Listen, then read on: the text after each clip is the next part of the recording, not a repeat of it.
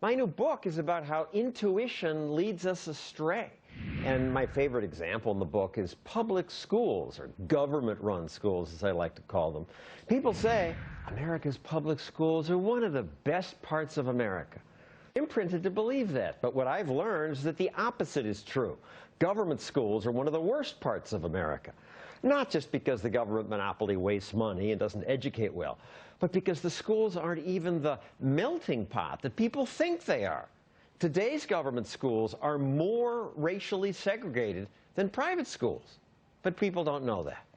One man who does know and also fights for education choice is Patrick Byrne, the CEO of Overstock.com, which sells cheap stuff via the internet.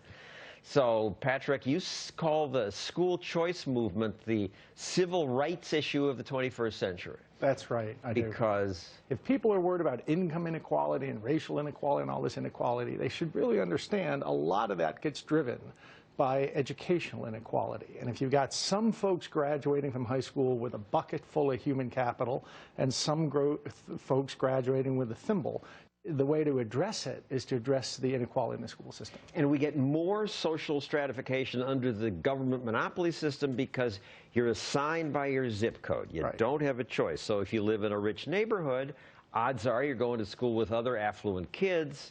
Odds are it's a better school. Exactly. Not only do voucher programs break that down in getting kids into more integrated schools, but there's academic evidence, papers have been published showing that the civic virtues of the children who then take advantage of those is higher than average. Civic virtues meaning?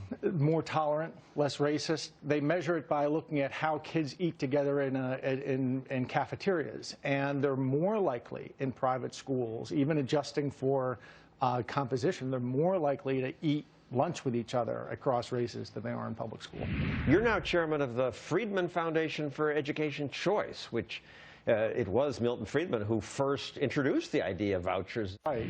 It's broken loose in the last year or two, I would say. There have been 13 states passing 25 different voucher programs in the last 2 years. Just some more happened today in Arizona. And a couple weeks ago in Louisiana and in Indiana, there's now 1 million kids eligible. Louisiana now allows students statewide to get a voucher if they're enrolled in public schools graded C, D, or F by their accountability system. So they're not vouchers for everybody. In Indiana, you get a voucher worth $4,500, which is a fraction of what the government schools are really spending. But you can't be rich. But it's better than we've seen before. Right. It covers the bottom 55% of kids. From the income cap is $61,000 for a family of 4. So that covers about 55% of the families. So it's a start. At the end of the day, Milton used to say a voucher program for the poor will be a poor voucher program. But it should be for everybody. It should be for everybody. Everybody should have this choice.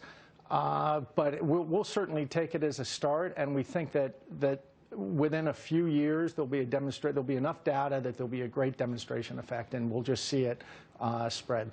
So let's say we all get vouchers, we start picking the schools compete, they all get better, but there's some real rich schools where rich people go and add their voucher to the already extra tuition. There'll be some inequity.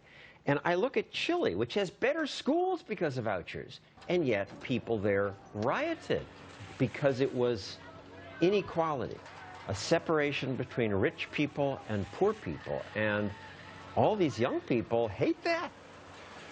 Well, there are some irrational preferences in the world. I don't know how... Well, we have to live with... I agree that they're irrational, but the population of the president in Chile was way up after they rescued the miners. Now it's down to 8% because of these stupid riots run by communists.